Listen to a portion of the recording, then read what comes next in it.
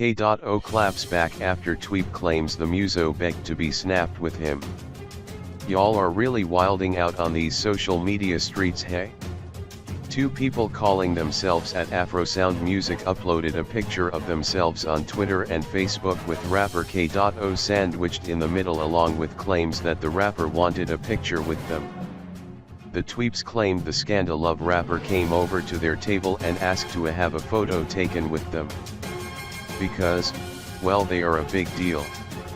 Anyway, needless to say K.O's fans and the man himself were surprised by the claim, especially considering how uninterested K.O looked in the picture.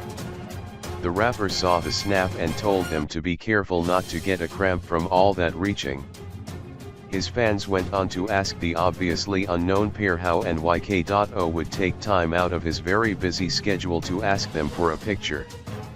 When they didn't answer, it quickly became clear that the caption was for likes and retweets. However, K.O still came for them, using the opportunity to point out that people always come for them when they decline a selfie/picture request, but sometimes they will be trying to avoid such things.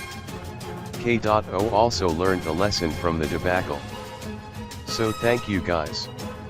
Next time K.O says no to other kids' picture request, we will know who to attribute that to.